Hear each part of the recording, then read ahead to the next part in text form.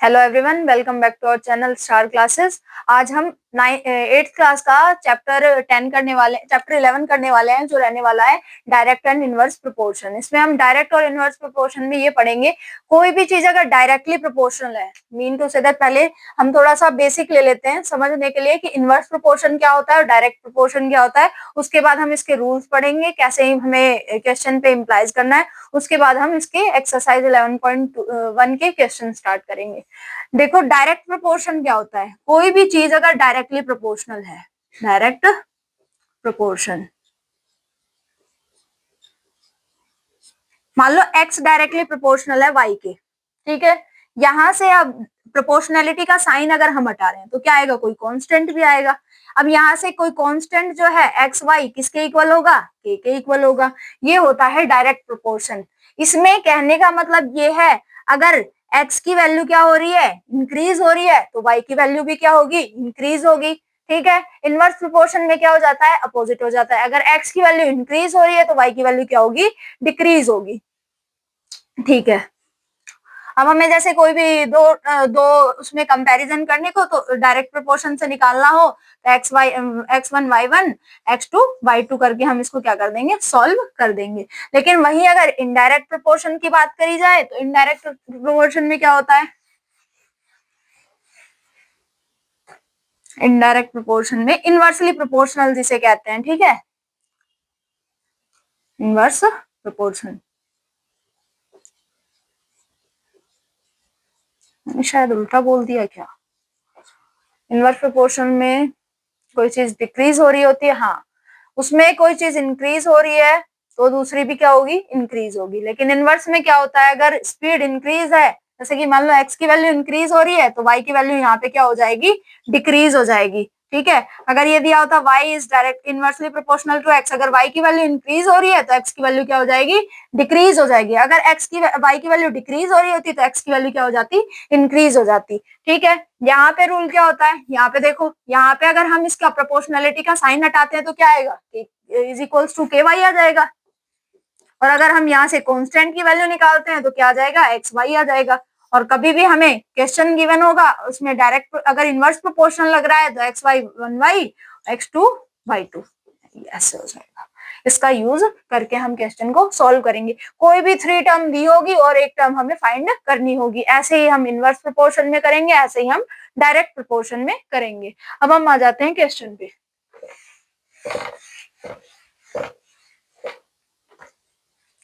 Exercise 11.1, ठीक है। 11.1 exercise में हमें फर्स्ट क्वेश्चन गिवन है, a tailor can stitch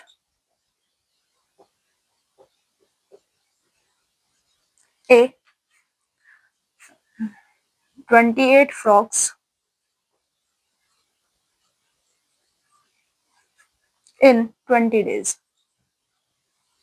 28 frocks को कितने दिनों में बना रहा है? 20 डेज में बना रहा है, ठीक है। अगर हम यहाँ पे क्या कर दें, फ्रॉक्स को, नंबर ऑफ फ्रॉक्स को इंक्रीज कर दे तो नंबर ऑफ डेज भी क्या हो जाएगा? इंक्रीज हो जाएगा। और अभी बताया था अगर ये इंक्रीज हो रहा है और तो ये भी इंक्रीज हो रहा है, कब होगा? जब ये डायरेक्टली प्रोपोर्शनल होगा। तो डायरेक्टली प्रोपोर्शनल के लिए क्या करते हैं? x1 upon y1 is equals to x2 upon y2, ठीक है। ये क्वेश्चन से समझ में आएगा आपको कि डायरेक्ट प्रोपोर्शन में है या इनवर्स प्रोपोर्शन में। अगर हम किसी चीज को इंक्रीज कर रहे हैं तो उसमें देखो टाइम भी तो इंक्रीज हो रहा है। अगर यहाँ पे 28 फ्रॉक्स हैं, उनको बनाने में सिर्फ और सिर्फ 20 डेज लग रहे हैं। अगर मैं यहाँ पे 154 कर दूं तो 154 को फ्रॉक्स को बनाने में ज्यादा टाइम लगेगा, ऑब्वियस सी बात है। यहाँ पे दे रखा है हमें, a tailor can stitch 28 frocks in 20 days. How many frocks, how many days, how many days will he take to stitch 154 frocks, such frocks, ठीक है। वैसे ही 154 फ्रॉक्स बनाने में उसको कितना टाइम लगेगा, ठीक है। हम क्या इसको सॉल्यूशन करने के लिए राइट करेंगे? पहले गिवन दैट, गिवन क्या है? गिवन हमें ये है कि हमने x1 किसको लिया है और y1 किसको लिया है, ये देखेंगे। x1 हमने लिया है 28 फ्रॉक्स को, y1 हमने किसको लिया है, y1 लिया है हमने 20 डेज को। ठीक है, तो हमारे पास यहाँ पे x2 क्या होगा, x2 होगा 154 फ्रॉक्स। y2 क्या होगा, नहीं मालूम, y2 ही तो निकालना है, कितना टाइम लगेगा। तो ये डायरेक्ट प्रोपोर्शन में है, it is in direct proportion, direct proportion. So क्या कह सकते हैं हम, x1 upon y1 is equals to x2 upon y2। x1 की वैल्यू क्या है यहाँ पे 28 है, y1 की वैल्यू क्या है 20 है, x2 की वैल्यू 154 है और y2 की वैल्यू हमें नहीं पता है, तो हम y2 को y2 ही रहने देंगे। अब यहाँ पे हम क्रॉस मल्टीप्लाई करा देते हैं, इसके आगे का पार्ट में यहाँ राइट करती हूँ। y2 into 28 is equals to 154 into 20। हमें y2 की वैल्यू फाइंड करनी है। 154 इंटू 220 अपॉन 28। क्या ये 7 से नहीं कट रहा, 7 4 जा 28, 7 2 जा 14, 7 2 जा 14। ठीक है, 4 5 जा 20। y2 की वैल्यू आएगी 22 इंटू 5, 5 2 जा 10, 1 कैरी, 5 2 जा 10 और 1 11, 110 डेज उसको क्या लगेंगे, 154 फ्रॉक्स बनाने में लगेंगे। यही हमें क्या करना था, फाइंड करना था। अब हम इसका सेकंड पार्ट करेंगे, जिसमें क्या दे रखा है हमें, एक्स और वाई टेबल दे रखी है हमें, कुछ पॉइंट्स दिए हुए हैं एक्स के, कुछ वाई के दिए हैं, कुछ में एक्स वाई के दोनों के दिए हुए हैं, कुछ के लिए हमसे क्या पूछ लिया, उसने वैल्यू पूछ ली है। सबसे पहले हम देखेंगे कि वो डायरेक्ट प्रोपोर्शन में है या इनवर्स प्रोपोर्शन में है। डायरेक्ट प्रोपोर्शन में कब हो रहा होगा, जैसे जैसे वैल्यू इंक्रीज हो रही है, तो अगर y की वैल्यू भी इंक्रीज हो रही है तो मतलब वो डायरेक्ट प्रोपोर्शन में है। अगर x की वैल्यू इंक्रीज हो रही है लेकिन y की वैल्यू क्या हो रही है, डिक्रीज हो रही है, तो वो इनवर्स प्रोपोर्शन में है। वहां पे फिर इनवर्स प्रोपोर्शन इंप्लाइज कर देंगे। अब हमारा जो सेकंड का फर्स्ट पार्ट गिवन है वो ये गिवन है, x और y की वैल्यू गिवन है यहाँ पे, x और y। ठीक है, हम क्या लेंगे, इसको 2 ले लिया, इसको हमने 6 ले रखा है, यहाँ 9 है, यहाँ हमें बताना है क्या आएगा।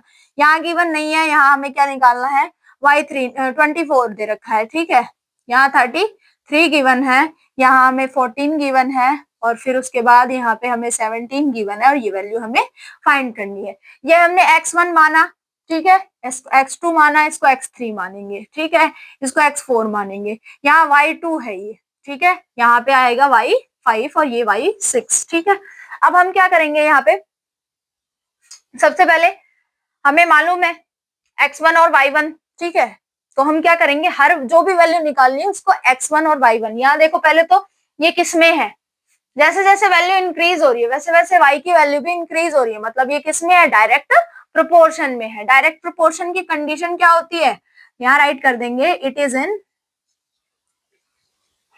डायरेक्ट प्रोपोर्शन की, ये किसमें है, डायरेक्ट प्रोपोर्शन में है। और अगर डायरेक्ट प्रोपोर्शन में होगा तो क्या होता है, x1 upon y1 is equals to x2 upon y2, ये कंडीशन होती है। अब हमारे लिए यहाँ पे x1 और y1 क्या है, 2/6 है, तो अब हम यहाँ लिखेंगे for finding the x1 y1, हाँ, for finding the value of y2 की वैल्यू निकालने के लिए हम ये कंडीशन इंप्लाई करेंगे। यहाँ पे x1 की वैल्यू क्या है, 2 है, y1 की वैल्यू क्या है, 6 है, x2 की वैल्यू क्या है, 9 है, y2 की वैल्यू हमें नहीं मालूम है, क्रॉस मल्टीप्लाई कराएंगे, ये क्या हो जाएगा, 2y2 is equals to 9 into 6। y2 की वैल्यू हमें फाइंड करनी है, 9 इंटू 6 डिवाइडेड बाई 2, 2 3 जा 6, तो यहाँ हो जाएगा क्या, 9 इंटू 3 मतलब कि 27। y2 की वैल्यू क्या आएगी, 27 आएगी, ये वैल्यू क्या आएगी यहाँ पे 27 आएगी। ठीक है, उसके बाद हम निकालेंगे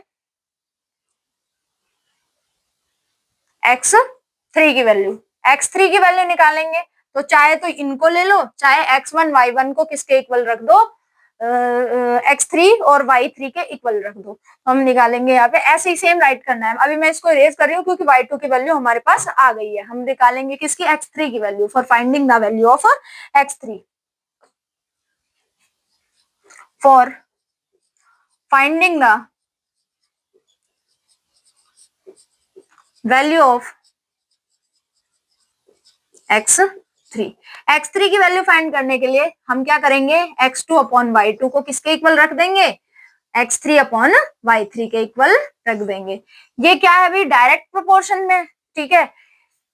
इसके बाद हम क्या करेंगे, x2 की वैल्यू दे रखी है 9, y2 की वैल्यू अभी हमने निकाली थी 27, x3 की वैल्यू हमें नहीं मालूम है, x3 को x3 रहने देंगे, y3 की वैल्यू है 24, क्रॉस मल्टीप्लाई होगा, यहाँ जाएगा 27x3 is equals to 9 into 24। इसको आगे सॉल्व करेंगे, यहाँ कर देते हैं, x3 की वैल्यू निकालनी है, 27 को कहाँ भेज दो, डिवाइड में भेज दो, 7 से 9 से कैंसिल होगा, 3 की टेबल में 3 8 जा,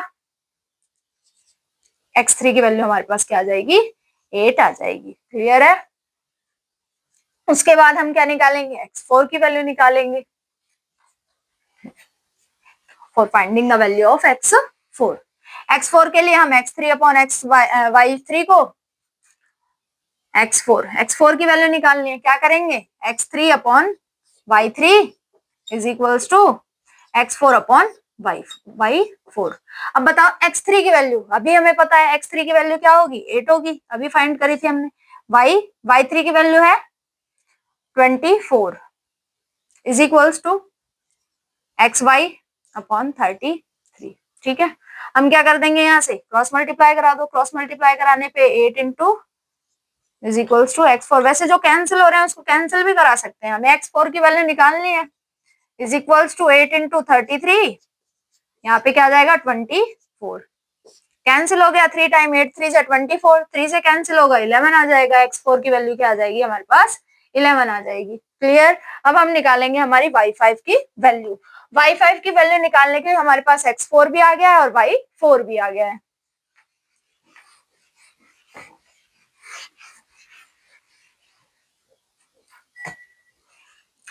वैल्यू ऑफ y5 की वैल्यू निकालने के लिए क्या करेंगे, x4 upon y4 is equals to x5 upon y5, ये 14 है, ठीक है, समझ में आएगा। x4 की वैल्यू अभी हमने निकाली थी, क्या आई थी, 11 आई थी, 11 upon 33 is equals to x5 की वैल्यू हमें गिवन है 14 और y5 की वैल्यू हमें नहीं गिवन है। क्रॉस मल्टीप्लाई कराएंगे, 11 into y5 is equals to 14 into 33। y5 की वैल्यू निकालनी है हमें, तो y5 को उधर छोड़ो, 11 को डिवाइड में कर दो, 14 इंटू 33 डिवाइडेड बाय 11।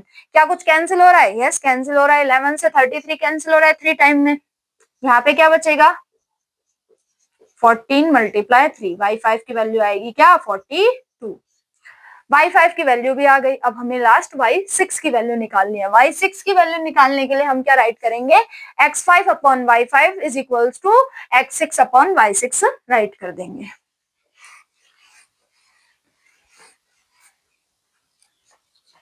यहाँ राइट करेंगे, फाइंड द वैल्यू ऑफ